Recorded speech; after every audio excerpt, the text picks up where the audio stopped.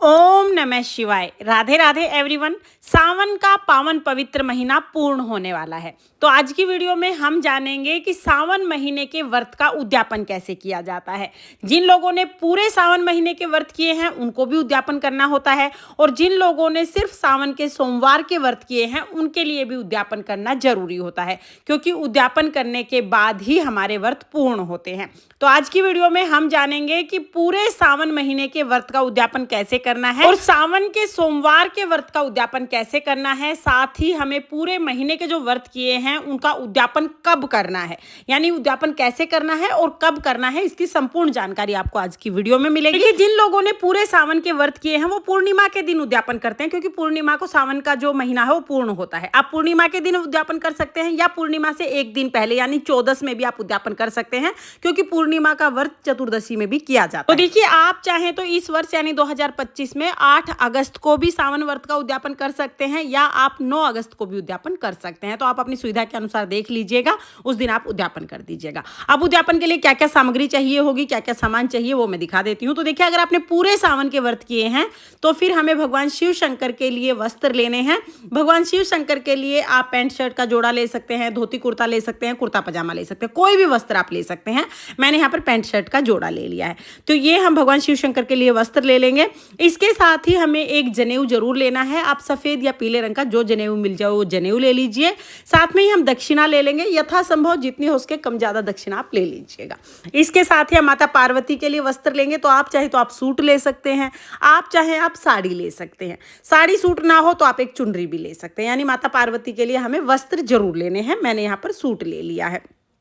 इसके साथ ही हमें श्रृंगार का सामान लेना है। तो देखिए, चूड़ियां तो आपको जरूर लेनी है, बाकी कोई भी सामान आप ले सकते हैं। सावन में चूड़ियां का बहुत महत्व है, तो चूड़ियां आप जरूर लीजिएगा।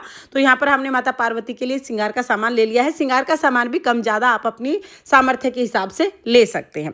साथ में ही हमें दक्षिणा जरूर देनी है, तो दक्षिणा हमें माता पार्वती की और भगवान शिव शंकर की अलग अलग देनी है। इसके साथ ही हमें कोई भी खाने की चीज़ जरूर देनी है। आप कोई भी मिठाई ले सकते हैं, लड्डू ले सकते हैं, बूंदी ले सकते हैं, घर पर कोई प्रसाद बना सकते हैं, या कोई भी मिठाई आप कितनी भी मात्रा में, जितना अपना सामर्थ्य है आपका उतनी मात्रा में आप मिठाई ले सकते हैं। तो कोई भी हम मिठाई ले लेंगे।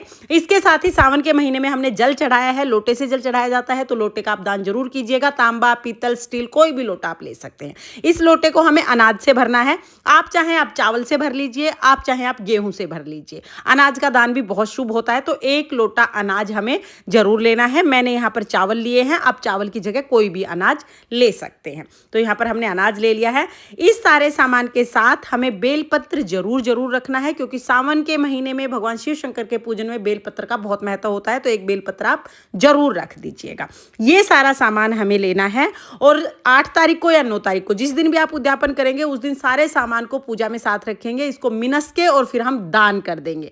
अब ये दान किसको करना है, तो देखिए, आप ये दान चाहे तो मंदिर में चढ़ा के आ सकते हैं, चाहे तो पंडित पंडिता इनको अपने घर पे बुला के भोजन करा के तब ये दान दे सकते हैं, या आप चाहे तो किसी भी गरीब को, किसी भी जरूरतमंद को आप ये दान दे सकते हैं। मतलब आपको दान करना है, दान उसे कीजिए जिसको इसकी जरूरत है, तो आपको ये दान जरूर देना है। इसके अलावा देखिए, आप चाहें तो आप कन्याओं को भोजन करा सकते हैं, पंडित पंडिताइन को भोजन करा सकते हैं, सामान को कितना भी बढ़ा सकते हैं। दान की कोई सीमा नहीं होती, आप कितना भी दान कर सकते हैं। जो जरूरी चीजें हैं वो मैंने दिखा दी। देखिए, ये सारा सामान एक जगह पर हम रखेंगे, फिर हम अपने सीधे हाथ में थोड़ा सा जल ले लेंगे। ये जल हम सारे सामान के ऊपर से 2 बार वार के और फिर हाथ जोड़ लेंगे। इस तरह से सारा सामान मिनस के और फिर हमें दान करना है। कोई भी चीज जब दान करते हैं तो पहले जल का हाथ फेर देते हैं, यानी मिनस देते हैं, उसके बाद फिर हम दान कर देते हैं, तो हमारा उद्यापन। ये सारी सामग्री हमें दान करनी होती है। लेकिन अगर आप इतना सामान दान नहीं कर पाते हैं तो हम क्या करेंगे, माता पार्वती के नाम का एक रुमाल ले लेंगे, भगवान शिव शंकर के नाम का एक जनेऊ ले लेंगे। जनेऊ और रुमाल ये वस्त्र के रूप में हम भगवान शिव शंकर और माता पार्वती के लिए ले लेंगे। इसके साथ ही हमें 1 लोटा अनाज का लेना है, बेलपत्र और दक्षिणा लेनी है, यानी इतनी चीजें तो कम से कम हमें जरूर लेनी है।